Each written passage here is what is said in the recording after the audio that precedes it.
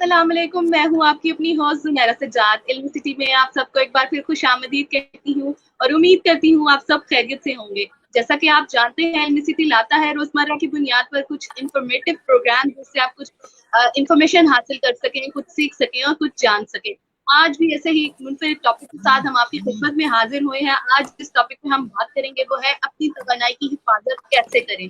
इस टॉपिक पे बात करने के लिए हमारे साथ मौजूद है आमना अमजद साहिबा, जो कि साइकोलॉजिस्ट हैं, मेंटल हेल्थ एडवोकेट हैं, एक्टिविस्ट हैं, राइटर हैं, ब्लॉगर हैं। अस्सलाम वालेकुम। वालेकुम आमना कैसी हैं अस्सलाम, आप? कैसी हैं आप? अल्हम्दुलिल्लाह मैं ठीक हूँ, आप कैसी हैं? ठीक, अल्हम्दुलिल्लाह। तो सबसे पहले आमना बिल्कुल आप हमें ठीक। ये बताइए, व्हाट इज एनर्जी, तवानाई क्या है, इसकी इकसाम कितनी है और उनको आप कैसे डिस्क्राइब करेंगी? बेसिकली जो बहुत ही सरफेस लेवल की डेफिनेशन है एनर्जी की, जो कि आपको हर डिक्शनरी में भी पा जाएगी, वो है the energy is basically any will to do anything, the strength that you have to do anything। जो आपने सोचा है आपने अपनी लाइफ में, उसके लिए जो स्ट्रेंथ है, जिसको हम उर्दू में कुव्वत कहते हैं, कोई आपने सोची है उसको करने के लिए जो कुव्वत आपको चाहिए, उसको हम एनर्जी या तवानाई कहते हैं। And when we divide energies, एक इंसान सिर्फ उसकी मेंटल एनर्जी या फिर emotional energy is not the entire thing a human encapsulates, ठीक है। तो हम जब एनर्जी को देखते हैं और हम डिवाइड करते हैं एक इंसान में, हमें नज़र आता है कि एनर्जी 4 टाइप्स की हैं बेसिकली। एक आपकी स्पिरिचुअल एनर्जी, एक आपकी फिजिकल एनर्जी, एक आपकी इमोशनल एनर्जी एंड एक आपकी मेंटल एनर्जी, ठीक है। एनर्जी करते हैं सबसे पहले तो, जिसको हम रूहानी कुव्वत या रूहानी ताकत कहते हैं। अब स्पिरिचुअल एनर्जी क्या चीज़ है? It's the energy that you derive from a belief. ये आपका एक बिलीफ सिस्टम है कि आपसे बढ़कर इस दुनिया में एक ताकत है जो कि इस पूरी दुनिया को चला रही है, ठीक है। एक पूरा निज़ाम चल रहा है एक तरीके से, और आपको देखने में आ रहा। अब क्योंकि अल्हम्दुलिल्लाह हम इस मुल्क में हैं जहाँ ज़्यादातर अवाम मुसलमान हैं, अल्लाह पे यकीन रखती है, बट हम इंटरनेशनली देखें, काफ़ी ममालिक में जहाँ पर लोगों का यकीन नहीं है खुदा पे या किसी एनर्जी पे कि उनसे बढ़कर भी एक चीज़ है, हम देखते हैं कि उन मुल्कों में या उन ममालिक में काफ़ी ज़्यादा डिप्रेशन के, काफ़ी ज़्यादा होपलेसनेस के केसेस हैं। Because one thing that spiritual energy provides is that provides you with immense hope, और आपके ऊपर से काफ़ी रिस्पॉन्सिबिलिटी ये उठा लेती है। अब देखें, अगर एक इंसान समझे कि उसकी ज़िंदगी का वो एक लौता जिम्मेदार है, जो भी उसकी ज़िंदगी में होता है, only that person is responsible for it and only that person has control over all the circumstances, तो वो इंसान एक बहुत हैवी बर्डन के जी रहा है, ठीक है। तो रूहानी ताकत या रूहानी एनर्जी वो है जो हमें ये यकीन दिलाए कि हमारे ऊपर एक ज़ात है और वो ज़ात हमेशा हमारे भले के लिए सोच रही है, ठीक है। जो हमारी ज़िंदगी में हो रहा है, इट्स ऑल फॉर खैर, ठीक है। और इस तरह मैं चाहूँगी कि स्पिरिचुअल एनर्जी के काफ़ी ज़्यादा केसेस हमने देखे हैं कि जो लोग ज़िंदगी में उनको इतनी रिसोर्सेज नहीं मिली, मटेरियल्स नहीं मिले, लेकिन क्योंकि उनके पास ये स्पिरिचुअल एनर्जी थी, तो वो अपनी लाइफ को बहुत एक बैलेंस्ड और एक बहुत सक्सेसफुल तरीके से जी सके हैं रिगार्डलेस ऑफ देयर सर्कमस्टांसेस, ठीक है। अभी स्पिरिचुअल एनर्जी और आप इसको कैसे कर सकते हैं? बेसिकली व्यूवर्स देख रहे हैं हमें, I would like to do an exercise. आप 30 डेज तक एक पेपर लें और लें, ठीक है, और 30 डेज तक आप बस ये लिखें कि मेरी जिंदगी में जो भी हो रहा है वो मेरे खैर के, and I leave that responsibility up to God और whatever higher power that you believe in, अगर आप मुसलमान नहीं हैं, ठीक है। What it does is that आपके ऊपर से वो जो मेंटल प्रेशर होता है ना, उन चीज़ों को जो आप नहीं कंट्रोल कर पाते, दैट क्रिएट्स, और फिर आपके दिमाग में स्पेस बन जाती है उन चीज़ों पे वर्क करने के लिए या उन चीज़ों पे काम करने के लिए जिन पे आपका कंट्रोल है या जो आप कर सकते हैं। Because as humans we have to understand कि we are limited, we are not blessed with unlimited powers, we are not blessed with unlimited intellect. हमारी हर चीज़ में एक हदूद है, और जब हम उस दूध से बढ़ के करने की कोशिश करते हैं, हम अपने जिस्म को, हम अपनी रूह को, हम अपने जज्बात को, अपने ख्यालात, दिमाग, हर चीज़ को हम प्रेशर में डालते हैं। सो ये एक्सरसाइज एक्सरसाइज आप 30 डेज तक कर देखें and it will definitely bring a positive change in your life. दूसरी बात, टाइम ना ज़्यादा लेते हुए मैं आती हूँ हमारी फिजिकल एनर्जी की तरफ। जी सॉरी, मैंने आपकी आवाज़ सुनी। कीजिएगा। जी ओके, फिजिकल एनर्जी की तरफ। अब मैं आपको बताऊं कि जिंदगी, आपके पास रिसोर्सेज हो सकते हैं, आपके पास पैसा हो सकता है, आपके पास घर, गाड़ी, आपके पास टाइम, सब कुछ हो सकता है। लेकिन अगर आपके पास कुछ करने की एनर्जी नहीं है तो आपकी जितनी भी रिसोर्सेज आपको अवेलेबल हैं वो सब यूजफुल नहीं होंगी। बिकॉज देखिए, एक एनर्जी ही है जो एक इंसान को उसके थॉट प्रोसेस, जो उसका विजन है, विजन से लेके एक्शन तक पहुंचाती है। ठीक है, तो आप देखें एक बीमार इंसान, हर चीज होगी उस इंसान के पास, but if they don't have the physical energy to achieve the goals that they set for themselves, तो फिर उनसे नहीं हो पाएगा।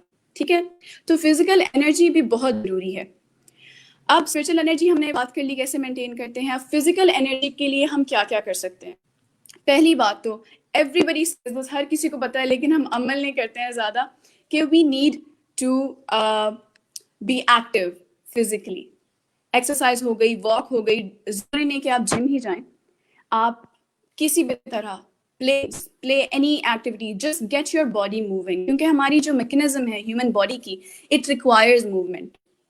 होम्योस्टेसिस एक टर्म है जिसका मतलब है कि बॉडी मेंटेन्स इट्स बैलेंस। ठीक है, तो वो बैलेंस मेंटेन करने के लिए हमें उसको वो हरकत देनी पड़ेगी जो एक जिस्म की रिक्वायरमेंट है।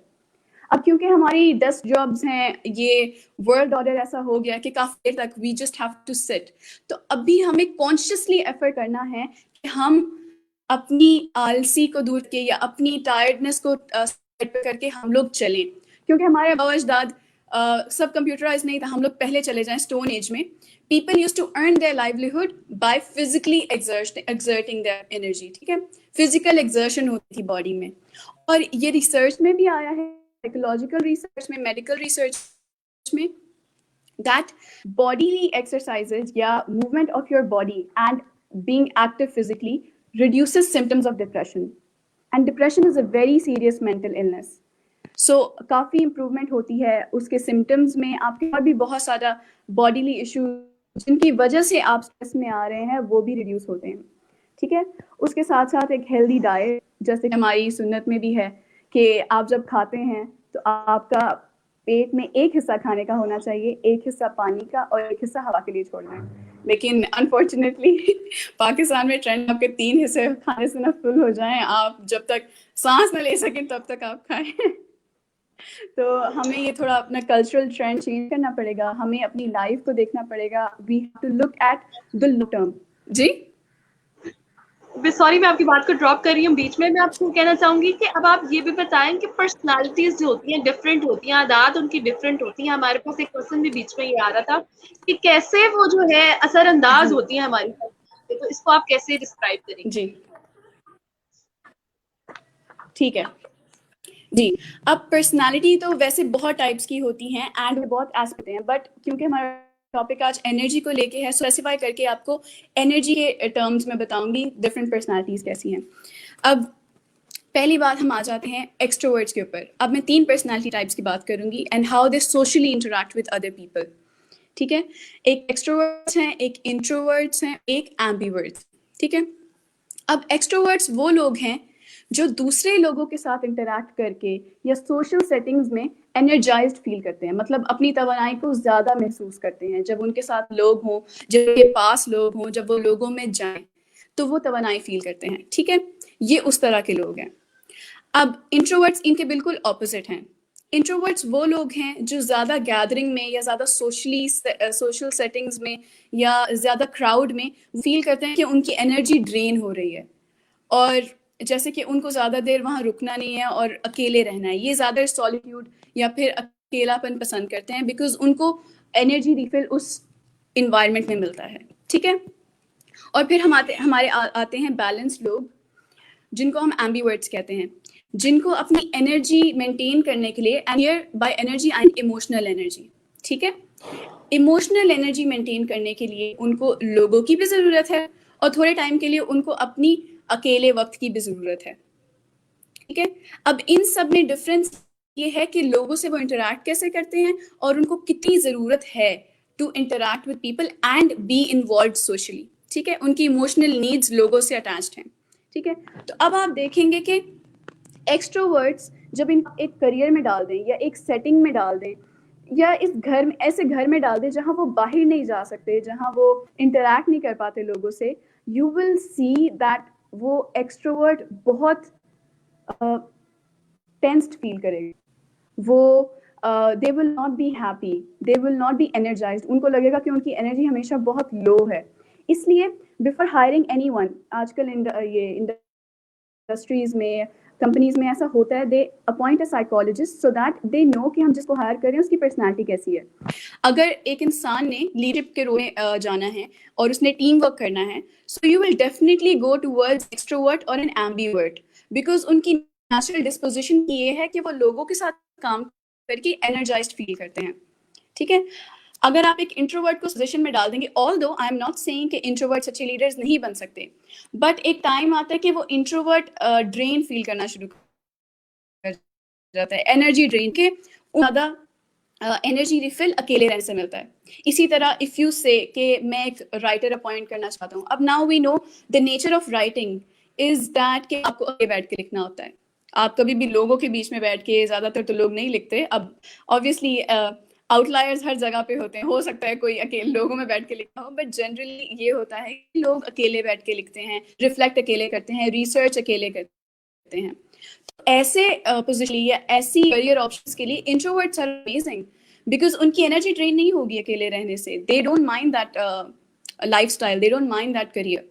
इसीलिए लोग किसी की बातों में आकर अगर अपना करियर ऐसा चूज कर लें, अगर अपना लेट्स जस्ट से आप अपना लाइफ पार्टनर ऐसा चूज कर लें जो आपकी पर्सनालिटी के बिल्कुल बरअक्स हो, बिल्कुल ऑपोजिट हो, देन आई थिंक कंपैटिबिलिटी में भी इश्यूज आते हैं और आपकी इन जनरल लाइफ में जो आपकी एनर्जी लेवल्स हैं उनमें भी डिफरेंस आता है। बिकॉज जस्ट इमेजिन एक एक्सट्रोवर्ट और एक इनवर्ट हस्बैंड है और वो वाइफ हमेशा बाहर जाना चाह रही है कि उसको एनर्जी मिलती है उसमें, और वो हस्बैंड बार बार बाहर ड्रेन हो रहा है।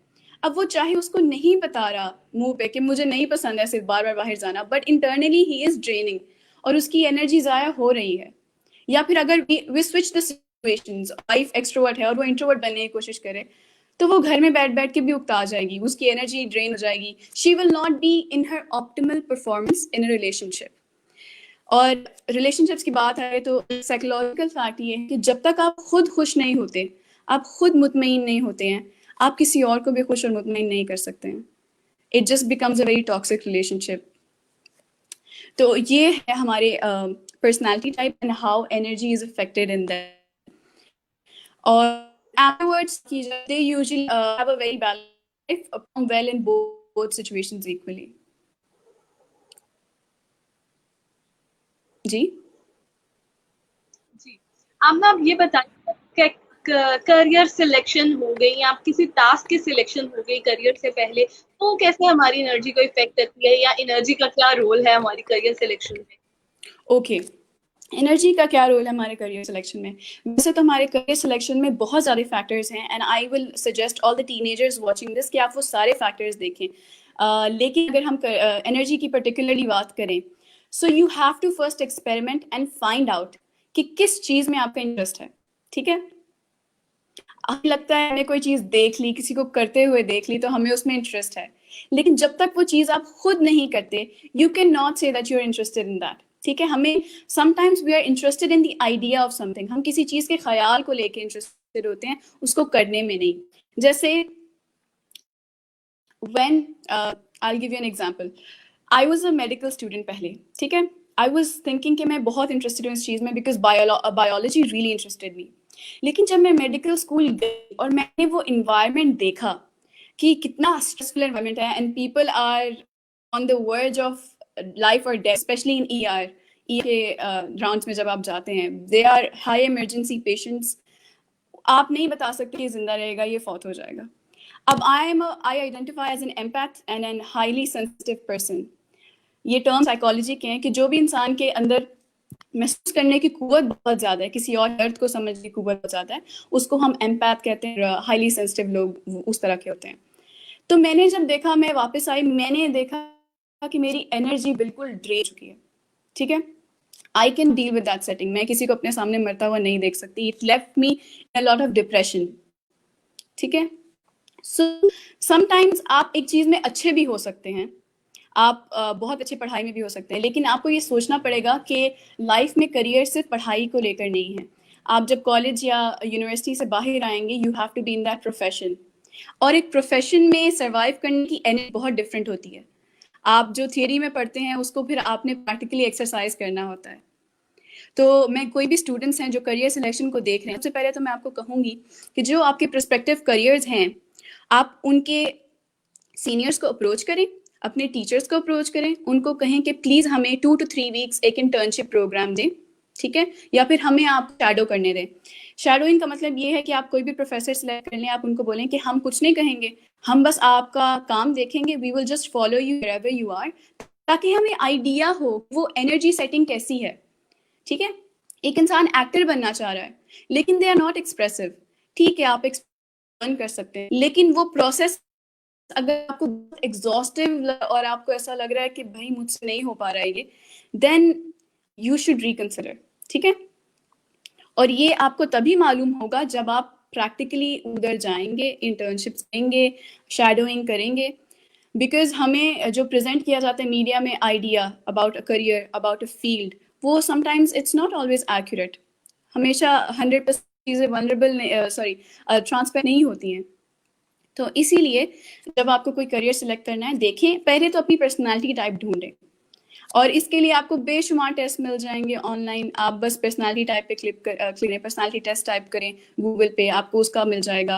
एंड जनरली लोगों से भी पूछें कि आपको मैं किस तरह का लगता हूँ, आपको क्या लगता है मेरी एनर्जी कैसी है, ये वो।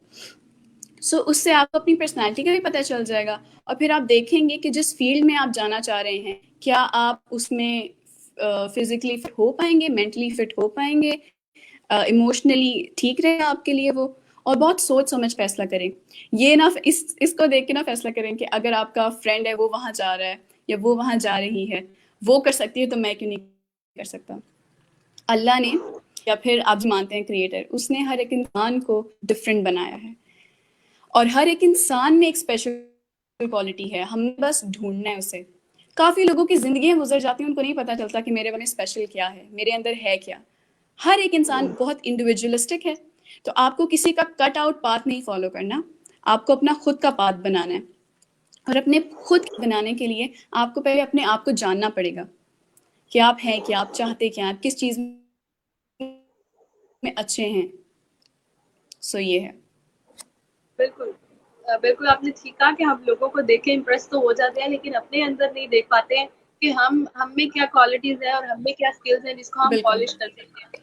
तो अब ना इसी से रिलेटेड मैं आपसे ये पूछूँगी कि जो लोग हमें नेगेटिव एनर्जी प्रोड्यूस कर देते हैं, या हमारी पॉजिटिव एनर्जी उनकी वजह से जो है वो नेगेटिविटी की तरफ चली जाती है, तो उन लोगों से हम कैसे डील कर सकते हैं? अपनी एनर्जी को कैसे पॉजिटिविटी की तरफ रख सकते हैं? जी। जी। इसके लिए एक बहुत ही क्रिएटिव सा टर्म है, इनको बोलते हैं हम एनर्जी वैम्पायर्स। अब वैम्पायर आपको पता होगा पॉप फिक्शन में या जिस तरह भी आता है टीवीज में, सीरियल्स में, कि दे सक ब्लड, ठीक है, वो खून चूसते हैं। इसी तरह एनर्जी वैम्पायर्स आपकी एनर्जी चूस लेते हैं आपके अंदर से, और इस तरह के लोग हो हैं काफी। अब मैं जैसे ही मेंशन करूंगी कि इस तरह के लोग होते हैं, जो भी सुन रहे हैं वो उनके दिमाग में कोई ना कोई इंसान आ जाएगा, क्योंकि हर एक इंसान लाइफ में होता है जो लोगों की एनर्जी बिल्कुल सक कर लेते हैं। और हमें पनाह मांगनी चाहिए कि हम वो इंसान ना बन जाएं कि हम दूसरों की एनर्जी बिल्कुल सक कर दें। तो इसमें आप क्या कर सकते हैं? सबसे पहले तो आपने है कि वो उस इंसान की आपकी लाइफ में क्या इंपॉर्टेंस है, ठीक है। और आपने ये देखना है कि आपने कहीं उसको अनड्यू इम्पोर्टेंस तो नहीं दी, हद से ज्यादा जो तो नहीं दे दी उसने उसको, आपने जो उसकी वो जो डिजर्व नहीं करते। कुछ लोग होते हैं ऐसे, ठीक है। मसला ज्यादातर ये, एंड सबसे मुश्किल वो होता है जब वो आपके पेरेंट्स निकल आए, जब आपको आपके पेरेंट्स से बहुत नेगेटिव एनर्जी मिल रही हो, then that's a very tough situation and my heart goes out to everyone who is in this situation.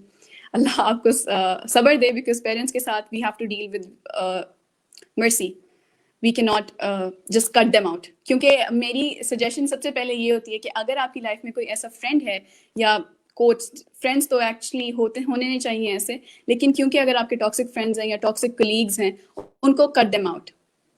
It's hard, you might think that you are being rude, but वो थोड़े time की rudeness आपको long term सुकून देगी, और सिर्फ आपको नहीं, उस इंसान को भी। क्योंकि ये क्या होता है कि हमें लगता है कि हम बहुत अच्छे बन रहे हैं और हम इनको बर्दाश्त कर रहे हैं और हम इनके साथ अच्छा सलूक कर रहे हैं, but over the course of time हम उनको अंदर से रिजेंट करना शुरू कर देते हैं। मतलब वो उनकी कॉल आती है तो हमारी आंखें ऊपर चली जाती हैं, उफ, इसकी कॉल आ गई वापस से, इसको फिर कुछ ना कुछ चाहिए होगा। वो हमें कॉल बुलाते हैं मिलने के लिए, हमारा दिल नहीं करता। फिर वो जो आवाज़ारी इंसान के अंदर होती है ना, हमें लगता है हम छुपा लेते हैं, लेकिन वो कभी छुपती नहीं है, वो पैसिव अग्रेसिवनेस की फॉर्म में निकल आती है बाहर। ठीक है, तो आप उस इंसान को भी अननोइंगली हर्ट करेंगे। अब वो तो है ही टॉक्सिक इंसान। कभी कभी टॉक्सिक लोगों को पता नहीं होता कि वो टॉक्सिक हैं, उनको कभी लाइफ में किसी ने बाउंड्रीज नहीं सिखाई होती, या उनको लोग ही ऐसे मिले होते हैं कि वो भी ऐसे बन जाते हैं। ठीक है, अब मैं जस्टिफिकेशन नहीं दे रही हूँ उन लोगों के लिए, और जो भी टॉक्सिक है उसको पता होना चाहिए कि मैं जो अगर दूसरों को डिस्टर्ब कर रहा हूँ, चेंज माई सेल्फ, लेकिन we need to be patient with people. ठीक है, everybody has graph for growth, हर कोई इंसान बेहतर है, तो हम बस उसको एक लेवल लगा के छोड़ नहीं सकते कि ये टॉक्सिक है तो सब दूर हो जाओ। लेकिन आपकी ज़िंदगी इंप्रूव करने के लिए, आपकी लाइफ में पॉजिटिव एनर्जी लाने के लिए और नेगेटिव एनर्जी को दूर करने के लिए, अगर तो वो कोई दोस्त है, कुलीग है, कज़न, क्लासमेट है, कट देम आउट। उनसे आप बात ना करें, उनसे आप राब्ता ना रखें। ठीक है, अगर आपको क्लास में अकेले भी बैठना पड़े, इट्स ओके। अकेले बैठना is much better than sitting with someone and feeling like your energy is being sucked out। ठीक है, कि आपकी एनर्जी बिल्कुल डिप्लीट हो रही है। वो इंसान जब भी आपके पास आता है, कोई मसले मसाइल लेके आता है, और आप अगर हल भी करने की कोशिश करें, तो वो वापस 1-2 दिन बाद वो इंसान वही लग जाता है। तो आपको भी ऐसा लगता है कि भाई इसको अभी तो सॉल्व की थी इसके इशू, फिर से इसके इश्यूज हो रहे हैं, और वो इंसान they don't bring anything positive in your life. ठीक है, तो ऐसे लोगों को आप आउट कर दें। और अगर रही बात फिर आपकी फैमिली की और पेरेंट्स की, देन इसमें मैं कहूँगी कि कम्युनिकेशन बहुत ज़रूरी है। आप अपने पेरेंट्स को बताएं कि ये चीज़ें हैं जो मुझे बहुत हर्ट करती हैं जब आप बोलते हैं।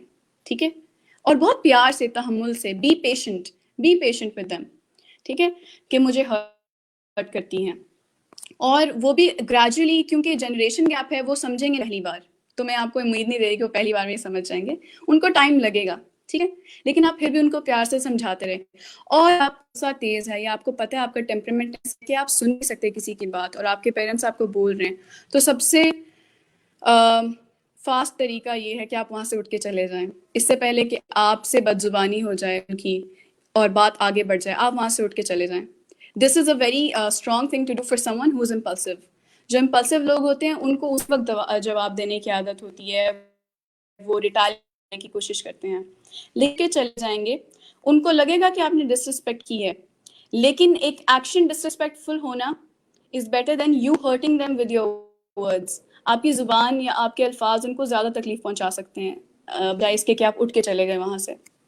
ठीक है, तो आप उठ के जाएं, और जब वो ठंडे हो जाएं, तो फिर आप उनके पास बैठें और बताएं उनको कि ये बाउंड्रीज हैं। यहाँ एक बहुत इंपॉर्टेंट चीज़ बाउंड्रीज की। ठीक है, बाउंड्रीज क्या हैं?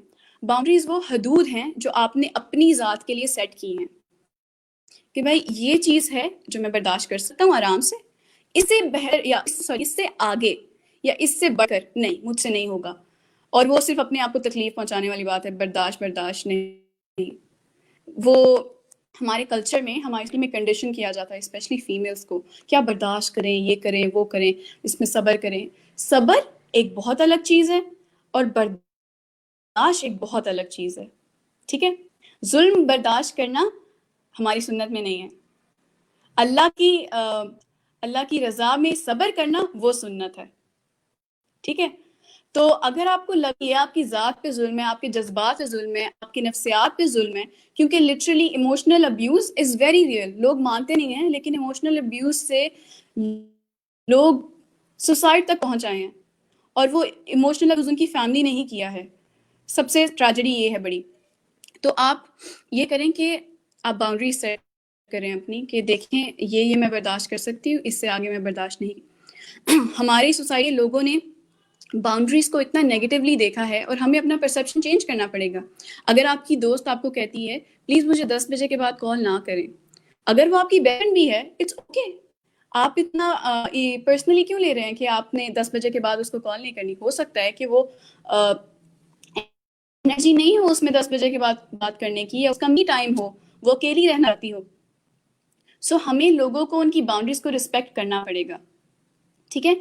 और जैसे कि बच्चे प्राइवेसी चाहते हैं घर में, लेकिन माएँ हैं, आराम से बिठाएं उनको, समझाएं कि मुझे थोड़ा अनकंफर्टेबल लगता है, ठीक है। इसमें शक वाली बात नहीं, काम नहीं कर रही हूँ, बट आप मेरी प्राइवेसी को थोड़ा रिस्पेक्ट करें, और क्योंकि मैं अभी बड़ी हो गई हूँ, या ये वो, आराम से बैठ के समझाएं उनको। ये ना कहें जी अब्बू आप क्या करते हैं, आपको तमीज नहीं, या अम्मी आप क्या कर रही हैं। डोंट बी समझ के बात करें। कोई ऐसी बात नहीं है जो लफ्ज़ों से या अल्फाज से ठीक नहीं हो सकती। आपको बस राइट वर्ड्स और राइट टोन चूज करनी होती है। और इससे मैं आती हूँ कि जो लोग बाउंड्रीज नहीं सेट कर पाते ना अपने ऊपर, वो पूरी जिंदगी रिजेंटेड लाइफ जीते हैं। मतलब रिजेंटमेंट में उनकी लाइफ गुजरती है। वो दूसरों को चीज ब्लेम करेंगे कि मैंने तो ये बर्दाश्त कर लिया इसके कहने पे, फिर मैंने ये कर लिया इसलिए मेरी लाइफ में ये हो गया, और ब्ला ब्ला ब्ला ब्ला ब्ला। ये एक बहुत ही टॉक्सिक साइकिल चल जाता है, क्योंकि ये इनसे अपनी गलतियों के लिए जो कि वो खुद रिस्पॉन्सिबल होते हैं, वो दूसरों को रिस्पॉन्सिबल ठहराते हैं, क्योंकि उन्होंने उस टाइम मर्जी नहीं की। जैसे कि माँ बाप ने मेडिसिन कर लो, चलो तुम एयरफोर्स में चली जाओ, ये, और उनको नहीं जाना था। लेकिन क्योंकि उनको बाउंड्री सेट नहीं करनी आई ना, कि अबू जी मैं नहीं कर सकती, करियर चॉइस मेरी खुद की है, लाइफ पार्टनर चॉइस मेरी खुद की है, अल्लाह ने हक दिया है मुझे इसका। उन्होंने उस टाइम वो बाउंड्रीज नहीं सेट की। उस टाइम वो अच्छी बेटी बनने के चक्कर में, अच्छे बेटा बनने के चक्कर में उन्होंने कहा चलो मैं कुर्बानी दे देता हूँ। अगर तो आप खुशी खुशी रहे हैं और आप जिंदगी में कभी रिजेंटमेंट नहीं होनी, ये सोच लिया आपने कि अब से मैं अपनी जिंदगी का खुद रिस्पॉन्सिबल हूँ, ये चॉइस मैंने अपनी मर्जी से ली है, चाहे आपके पेरेंट्स ने आपको इन्फ्लुएंस किया हो, लेकिन आप ये सोच लें कि मैंने अपनी मर्जी दी है, तो फिर आपकी जिंदगी ठीक से गुजरेगी, ठीक है। You will be a healthy human with healthy boundaries. लेकिन आप प्रेशर में आ जाएं और फिर माँ बाप को बोलें चलें ठीक है कोई बात नहीं, आपके कहने पे मैं कर लेता हूँ, और फिर वो आपसे नहीं होगी चीज, आप एक एक मोमेंट पे अपने माँ बाप को कोसेंगे कि मैं किनके कहने पे यहाँ आ गई, मैं किनके कहने पे वो आ गई। फिर ऑब्वियस पछताते में आप जाते हैं, इट्स चैलेंज, इट्स टफ। और अगर चॉइस आपने खुद नहीं ली होती ना, तो वो आपको और भी ज्यादा टफ लगती है, क्योंकि वो आपकी खुद की चॉइस नहीं है। इसलिए आप देखेंगे काफी मेडिकल ड्रॉप आउट्स होते हैं, काफी आर्मी ड्रॉप आउट्स होते हैं। So this is the main issue, because उन्होंने बाउंड्री सेट नहीं की, और वो उन्होंने डिसीजन लेते वक्त इन्फ्लुएंस आ गए वो। जी आमना, यहाँ पे हमारे एक पास एक क्वेश्चन आया है, क्वेश्चन भी अगर आया ऐसा है। बंदा, जी जी जी, हस्बैंड का, हाँ, आई थिंक, रिजॉल्व इस प्रॉब्लम को। अच्छा अब देखिए मैं अनमैरिड, तो एज सच मुझे कोई एक्सपीरियंस नहीं है इसका, ठीक है। लेकिन मैं आपको एक बात बताऊंगी कि अगर आप कोई पर्सनल रिलेशनशिप है जिसमें एक इंसान आपकी एनर्जी को बहुत ज़्यादा ड्रेन कर रहा है, तो आपको पहले तो देखना है कि वो इंसान की डिस्पोजिशन कैसी है। क्या वो हमेशा ऐसे हैं, या वो किसी वजह से ऐसे हैं, या फॉर टाइम बिंग ऐसे हैं, ठीक है। आपको पहले ये सब चीज़ें देखनी पड़ेंगी। अगर वो हमेशा से ऐसे रहे हैं, तो हो सकता है कि वो एक ऐसे इंसान है जिनको बाउंड्रीज का ख्याल नहीं, जिनको, जो विक्टिम मेंटालिटी में भी होते हैं कुछ लोग। विक्टिम मेंटालिटी इसको कहते हैं कि मैं अपनी जिंदगी का कोई जिम्मेदार नहीं हूँ, बाकी सब ने मेरे साथ गलत किया है, जो हुआ है मेरे साथ गलत हुआ है, ठीक है। मतलब वो अपने आप को एक विक्टिम ठहरा लेते हैं। और ये माइंडसेट जो है ना, ये बहुत डेट्रीमेंटल है। इस तरह के लोग जिसके भी लाइफ पार्टनर होंगे, उन्हें वो बहुत एनर्जी ड्रेन करेंगे, बिकॉज वो अपनी गलतियों के लिए भी दूसरे को रिस्पॉन्सिबल ठहराएंगे। और जब आपको कोई कॉन्स्टेंटली अक्यूज कर रहा होता है ना, देन दैट ड्रेन है, क्योंकि आपको समझ नहीं आ रही होती मैं इस इंसान को कैसे खुश करूं। तो ये जो फीमेल जिन्होंने पूछा है ये सवाल, उनको मैं सबसे पहले कहूंगी कि उनकी खुशी की जिम्मेदार आप नहीं हैं, हर एक इंसान की खुशी के जिम्मेदार वो खुद होते हैं, ठीक है? तो अगर वो अच्छे मूड में नहीं है तो आपने ये पर्सनली नहीं लेना कि वो मेरी वजह से अच्छे मूड में नहीं है। वो अपनी खुशी के खुद जिम्मेदार हैं अनलेस आपने कुछ ऐसा किया है कि वो गमगीन हो गए हैं या वो सैड हो गए हैं। अगर आपने ऐसा नहीं कुछ किया और उनकी जनरल डिस्पोजिशन ऐसी है तो वो इंसान ऐसे हैं, ठीक है? अब अगर वो आपकी बात सुनते हैं तो प्लीज़ उनसे बात करें और उन्हें कि बताएं मसला क्या है, और अगर वो आपसे बात नहीं करना चाहते then refer them to a professional, ठीक है? किसी और से बात करना जो लोगों को ज़्यादा इजी लगता है बिकॉज वो अपने पर्सनल रिलेशनशिप्स में एक बाउंड्री रखना चाहते हैं, वो अपनी कमज़ोरियाँ नहीं दिखाना चाहते, स्पेशली जो है हमारी सोसाइटी के, उनको हमने इस तरह कंडीशन किया हुआ है कि अगर वो थोड़ी इमोशनल साइड दिखा उनको नामर्द का लेबल लगा देते हैं। हालांकि इतनी कोई बुरी बात है ये, अल्लाह ने उसको भी इंसान बनाया है, आदमी के दिल में भी जज्बात रखे हैं, उनका भी मूड खराब हो सकता है, उनको भी दुख हो सकता है, उनका भी रोने का दिल कर सकता है, लेकिन क्योंकि सोसाइटी ने एक्सेप्टेंस नहीं दी है और सोसाइटी सिर्फ एक ही फॉर्म ऑफ एक्सप्रेशन एक्सेप्ट करती है जो कि गुस्सा है, तो आदमी अपना दुख भी गुस्से में एक्सप्रेस करता है, अपनी शर्म भी गुस्से में एक्सप्रेस करता है, अपनी नदामत भी गुस्से में एक्सप्रेस करता है। और ये फीमेल्स के लिए बहुत ही एनर्जी ड्रेनिंग हो सकता है because we are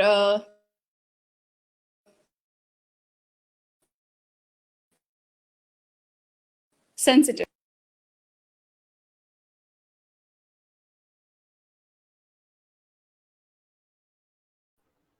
Amna, thank you so much, आपने इतना अच्छा वक्त हमें दिया और इतनी अच्छी नॉलेज हमारे साथ शेयर की। अली मजारी साहब को मैं कहना चाहूंगी कि मैडम आमना ने जवाब दिया है आपके सवाल का, तो आप ये जब रिपीट होगा यही सेशन तो आप उसमें सुन पाएंगे कि क्या उन्होंने थेरेपी बताई थी। इसलिए अपनी ऑडियंस का भी मैं बहुत शुक्रिया अदा करती हूँ। अगर किसी को कोई क्वेश्चन रह गया हो तो उसके लिए मैं माजरत खा हूँ। और मैडम आमना, आपका भी बहुत शुक्रिया, आपने इतनी अच्छी नॉलेज, इतना कीमती वक्त हमारे साथ शेयर किया। मैं उम्मीद करती हूँ फिर आपके साथ किसी नए सेशन में मुलाकात होगी और अच्छी इन्फॉर्मेशन हम आपसे जानेंगे। तब तक के लिए हंसते रहिए, मुस्कुराते रहिए, दूसरों में खुशियां बांटते रहिए। पाकिस्तान जिंदाबाद। अल्लाह हाफिज।